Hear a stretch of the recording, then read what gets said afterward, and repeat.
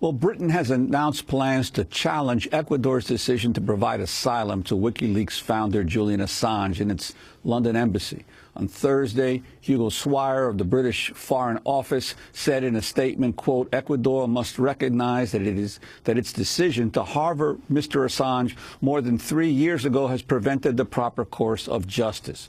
Swire also said the $18 million price tag for policing the Ecuadorian embassy during Assange's residency is, quote, unacceptable to the British taxpayers. In response, Ecuador's foreign ministry released a statement saying it is saddened Assange's confinement has lasted so long, adding that its government has offered 31 times to facilitate an open judicial process in Sweden.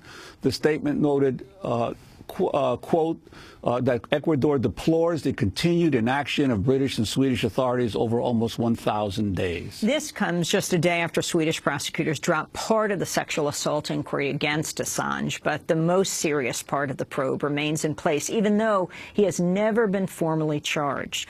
The announcement was made as the statute of limitations ran out on 3 parts of the investigation. On Thursday, Julian Assange's Swedish attorney, Thomas Olsson, welcomed the news, but criticized how the prosecutors have handled the case. The decision was expected, since the statute of limitation has run out. But of course, it's deeply regrettable that it has come this far, and it raises a whole lot of questions about how the prosecution has dealt with the case. The reason we're in this situation is that the prosecutors haven't for several years accepted Julian Assange's offer to be interviewed at the embassy, and no reasonable reason has been given for their position. According to the defense, this preliminary investigation should have been closed, in all its parts, a long time ago, and we're convinced this would have been the case if the prosecutors would have carried out the interrogation and heard Julian Assange's version. Julian Assange has been holed up in the Ecuadorian embassy in London for more than 3 years, where he's received political asylum. He fears, though, if he were to return to Sweden for questioning, that he would be extradited to the United States to face prosecution for his role as WikiLeaks founder if he leaves the Ecuadorian embassy. Both Ecuador and Sweden accuse the other of delaying a possible Swedish police interview with Assange inside the embassy. Sweden's never charged him with any crime. For more, we're joined now by Carrie Shankman, First Amendment and human rights lawyer, who, along with Michael Ratner and the Center for Constitutional Rights, is representing WikiLeaks founder Julian Assange. Carrie, can you explain the latest? First, that a number of the, you can't say charges against Assange have been dropped because he's never been charged, but that the these charges, that the allegations have expired. That's right. So I want to take a little step back, because I think doing a lot of these interviews, and it's always tough for us on the legal team to communicate this case, because just as you pointed out, Amy and Juan, it's so complicated. You have Sweden, you have the UK, you have Ecuador, you have the United States, you have Assange, who's been in an embassy for over 3 years.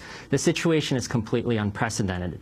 But I think actually this case is very simple.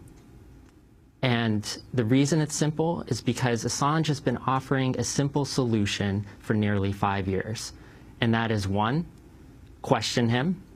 He's been saying for years to the Swedish prosecutor while in Sweden, and then upon going to the UK, joined now by Swedish courts, UK, Ecuador, to come question him. So that's 1. 2,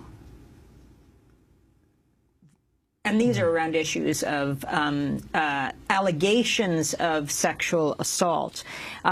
In the case of the allegations of one woman, there were 2 women. One has been dropped entirely now. That's right.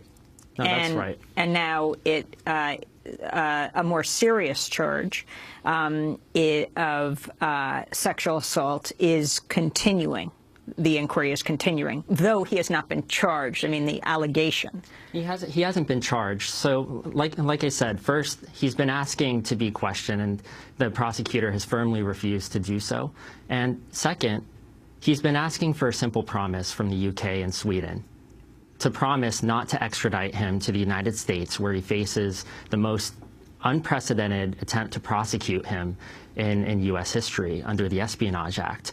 Now, yesterday, the United Kingdom made a statement criticizing Ecuador, basically blaming them for the situation, which was completely outrageous because Ecuador has every right to give Assange asylum. The institution of asylum is as old as civilization itself. And the UK and Sweden both, in fact, recognize diplomatic asylum when it benefits them. There's precedent for this. So it's outrageous for them to say that they don't recognize his asylum. But what are the implications now for his possible freedom in the future in terms of this last remaining allegation that still must have a run of its statute of limitations? Right. Well, our position is all along has been that this allegation needs to be dropped once and for all. It is positive that 3 of the 4 dropped yesterday, but that wasn't because of anything the prosecutor did. It was because the prosecutor was literally forced to, and that's been a trend in this case. Every bit of progress has been the prosecutor being forced either by a court, now by a time limit. But the Swedish courts were criticizing the prosecutor. That was 9 months ago. They were asking, what are you doing with this case? What are you doing with this case? That's when there are 4 allegations, and now there's just 1.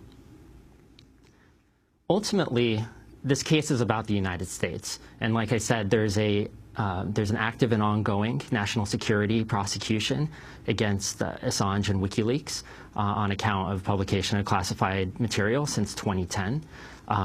This was confirmed just in March by a U.S. federal court. And it's been widely criticized by free speech and human rights organizations. Actually, just this last year, over 50 organizations criticized the Justice Department for continuing the investigation because it threatens the very freedom of the press. So going after WikiLeaks would set a precedent that would have devastating effects on the news gathering process and First Amendment freedoms.